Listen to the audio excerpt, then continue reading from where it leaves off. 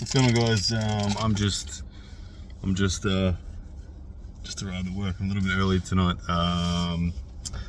Just thought I'd just hang with you guys. Now I know this is not a live or anything like that, but I just thought I'd just chuck up a video and see what's going on. Just talk about whatever comes to my mind and things like that. So, everything's going pretty well. I'm pretty happy with how the trip to India went. I thought that was a really good trip.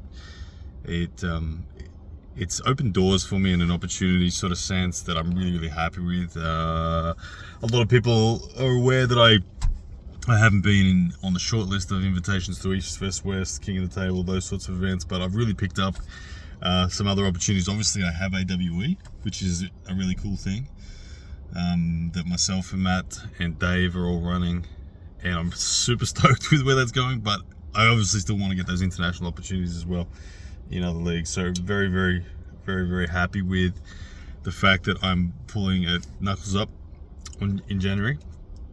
Also very happy with the fact I'm pulling Ron Barth at Arm Gods.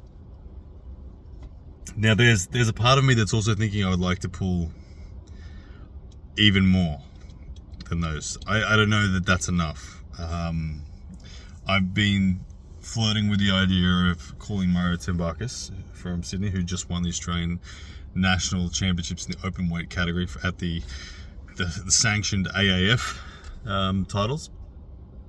So he and I have had plenty of back and forths over the years, and there's always a call for a match there. And there's a big part of me that's thinking I should just give him a buzz and say, hey man, what are you up to? Do you want to pull?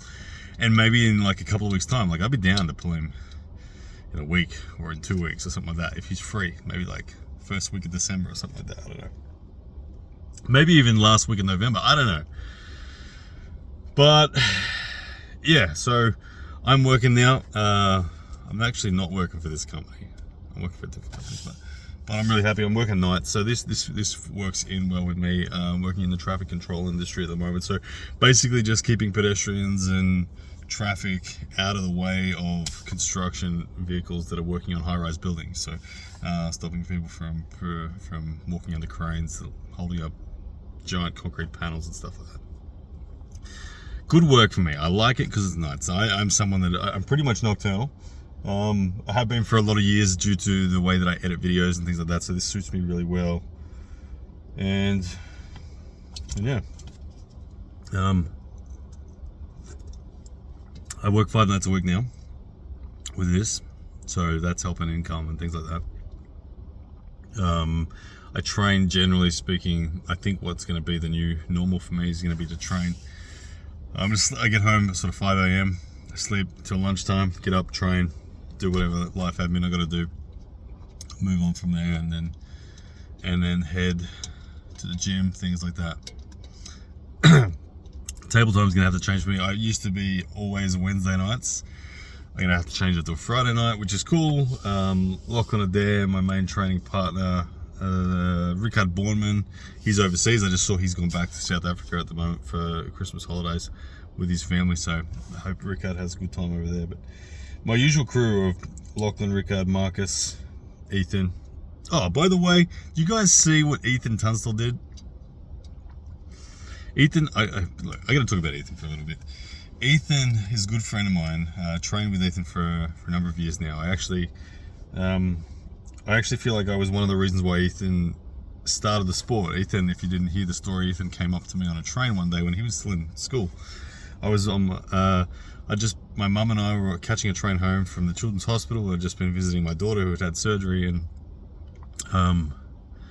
Ethan came up to me and said, "Excuse me, sir, are you Ryan Bowen?" I said, "Yeah, man, I am." And then he was approaching me naturally to talk about arm wrestling, and this was back when WAL was still on, and we hit it off and talked about who was going to win out of Jerry and Devon. That was the match on, and all that sort of stuff. And anyway, I encouraged him to come onto the club, and he did, and he's been hooked ever since. Now, Ethan has been one of those dudes. He's a really hard worker. He's a genuine technician. He studies the sport, but he's never been that person that just has that strength propensity. He's been a slow burner on building strength. And I see and I recognize a lot of people like that in the sport. Some people turn up rock hard, ready to go. Strength is never their issue. Ethan turned up with that boy muscles. He wasn't hardened yet. And a lot of people would think, Ethan will never amount to anything. Ethan will never amount to anything. But I got to give him so much credit because he has been so consistent. He's stuck things out. And through him sticking it out, I always said to him, I said, you're going to have a moment sometime, Ethan, where you're going to go from all of a sudden losing to very much winning. And that's going to happen because of his style. He's a technician. And I said, like, as soon as your power just gets to that point, you're going to start crushing people of significance. Anyway, he had that moment. At Nationals, he had that moment. Now, you guys might know who Bowen Contado is. Bowen Contado is the man who had the super match with Rickard Bornman. Okay. Rickard beat him, but he made him work. Bowen Contado is the number 3 ranked guy in this, out of the Sydney club, only behind Mario Tembarkis, Lachlan Carpenter. Bowen Contado is an Australian national axe champion. Strong human. Very strong human. Ethan flash pinned him. And I'm like, what the? And then Ethan almost defeated Doug Fatafi, who is a former national super heavyweight champion and is an incredibly strong human. Ethan had a breakout performance, and I couldn't honestly be prouder of him. So very cool. Well done, Ethan. Where was I going before I got sidetracked on Ethan? I think I was going down the path of changing nights that I'm training. So it's interesting for me at the moment. Like I said, I had a really good trip in India. I'm very pleased to be pulling the South Korean. A lot of people have been asking me about this South Korean guy, saying, "Oh, Ryan, why are you picking someone lighter than you?" So, look, first of all, let's just be clear. I'm not picking my opponent in this instance. I am accepting a match offer. Accepting a match offer from Knuckles Up. I'm being paid to go there. My travel and accommodations are being covered. My wife is coming with me. So just be clear, I'm not choosing or picking or asking for this opponent. Truth be told, the original athlete that was intended for me was Schoolboy. He was unable to make it for his own reasons. They then looked at Pork Chop. He was unable to make it for his own reasons. And now we've got the South Korean guy. So I was just always in the background there saying, yep, I'm down, I'm keen, I will pull Knuckles Up. So that's how we landed where we landed. Now, he just competed at 85 kilos, which is very substantially much lighter than me. That was a big water cut for him. He is the 95 kilo Asian champion, 95 kilo Korean champion, very consistent champion at those weights. He's told me he will be 100 kilos, 97 kilos minimum, but 97 to 100 kilos for this event. I said to him, look, my weight at the moment is 105, which is where it's at. Look, I had a bit of belly coming home. Eating has had to be right backed off, and I've lost a few kilos of that puffiness and water retention that I had leading up to the Mazahir match. So I'll be at 105, he'll be at 100. As long as that gap is no different, then we're all good. But look, weight for me is one of those things that weight just doesn't matter. Mazahir was 120, I was 110. Before that, Artem Taranenko was 90, I was 105. Before that, Matei Urangi was 170, I was 105. Before that, we were both 100, me and Bogdan Stojka. Anyway, point being, weight doesn't mean anything. I don't care about weight. When I'm the lighter man, I don't care. When I'm the heavier man, I don't care. I care about good opponents. And this guy's a good opponent. Now, I have a couple of South Korean friends. Seongkook Park, you guys might know of him. He's in Brisbane. He is one of those guys that is an awesome arm wrestler out of South Korea. He tells me he was taught by this guy, Bak Seung-yeol. Gotta keep saying that name to try to get the pronunciation locked in. Bak Seung-yeol. So SK, the guy I know, was taught by Bak Seung-yeol. And SK obviously knows my level. He feels me pretty regularly. He reckons this is a 50-50 match. He reckons this is a great match. He reckons back Song Yol is a brutal hooker. He reckons top rolling him is a very bad move. And he's a relentless side pressure monster. So I'm excited. I believe SK because he knows us both. He's probably the one person in the world who has a decent understanding of what each of us feel like to grip up with. So that's that one. So I've accepted that match. I can't wait. Like I was saying, there is a big part of me that wants to pull another match before then. Mario Tenbakas, I think I am going to give him a call and just see if he wants to do it. I like taking that volume approach. I need to increase my volume of matches. I feel like I'm at a season now where I'm ready for that and more. And Mario Tenbakas and I, to me, seems like the obvious choice. I think Mario would like it. I don't know if he'll have it short notice. But I hope he would. Sorry, I just got a random message and notification from someone trying to do two things at once. Yeah, so that's what's going on for me today. Adjusting to my sleep schedule and things like that is going to be interesting, as I have previously just been working this job sort of casually here and there, bits and pieces. Now I'm locked into 5 days a week starting tonight. So things will get a little bit hectic and change a bit.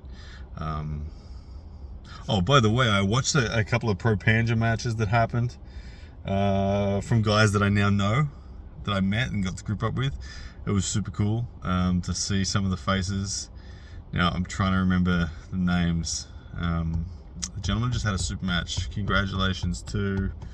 Oh, it's pissing me off that I can't think of his name. I apologize. If you're watching, brother, you know who you are. But I just did collabs with him on Instagram. My brain's useless at the moment. I do apologize. But anyway, it was really cool watching some of the Pro Panja guys pull after having met them. Now I can relate to them more. Look, Indian arm wrestling's a real deal, guys. They are more passionate. When I say they're more passionate, they have more people that are passionate than anywhere else in the world.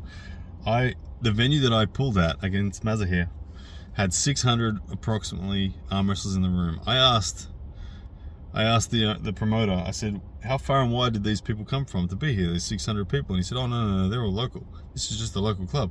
And we were in a small country town. This was not in a big city. This was a small country town 4.5 hours south of the nearest city. All right? India's passionate about arm wrestling. The cream will rise. It just has to. When there's that many people competing in it, the standard will rise. Now, I gripped with Mazahir. His strength level is approximately that of the beast Mate Urangi had tomorrow. So I think they're very similar strength, though. Technically, Mazahir had a few holes in him, which I was able to exploit. But also, then if I look at the ranks, I got to grip their number 2 ranked. I think they're number 4 ranked and number 5 ranked guys. And those guys felt fairly comfortable for me. But the hunger was there. They were all like sponges soaking up. And you can just feel that they're just lacking the conditioning to the sport. Their strength is good, but it's just the joints that need the time. It'll come as they get more mature into the sport, the years roll on. Trust me, do not sleep on Indian arm wrestling, because they absolutely love the sport. And look, all the people making the comments about the refereeing and all sorts of stuff. Look, here's how I truly felt about the refereeing on the day. I did feel like the refereeing was poor, but I don't at all hold it responsible for the result. I was managing constantly the balance between doing what I needed to do to win, with the other side of the pendulum being not trying to look like an idiot in front of the crowd, in front of Mazahir, in front of the referees. I didn't want to come across as an arsehole or anything like that. So I always felt like I was managing that, and I felt like it never got out of control, and hence I won 4-3. Had I felt like I was not going to win, I would have become more ruthless with demanding changes. But I felt like I was going to win. I could feel it in my fibers of my arm that I had this. I just needed to navigate through it. There were there are clearly some things that need to be improved in the way that they referee, and I think that they will. It might be a little bit of a bitter pill to swallow for them, but they'll see the comments on that match, and I think they'll walk away from it and change things. Even with Mazahir himself, I definitely hold nothing against him, because he was just performing within the conditions that he is used to, and he does that well. So it was different. It was different, but I don't hold it against him at all, because, like I said, it's ultimately the referees to make these calls, and Mazahir just did what he did. So yeah, the refereeing was a bit off, but I don't think there was any ill intent at all. I certainly don't. I hung out with those guys that were the referees afterwards. They're great dudes. They invited me to their home. They welcomed me, all that sort of stuff. So it's definitely nothing against those people. They're awesome. They're awesome people. Yeah. All right, guys. So it's 7 p.m. for me here now. I better get going. I'll hit upload on this one. And hey, the World Cup cricket finals on tonight. India v Australia. Let's hope it goes the same way. It's over there in India. They're the favourites. Australia, India haven't been defeated the whole tournament. Australia have lost 3 matches, but we won our last 8. So it's going to come down to tonight. Let's see if the Aussies can pull off a 4-3 style victory and keep the trend going. But it's going to be tough to beat the Indians in India. But anyway, if you're watching the cricket, I hope you enjoy it. I wish I could be watching it, but like I said, we've got to work. But anyway, guys, we'll talk soon.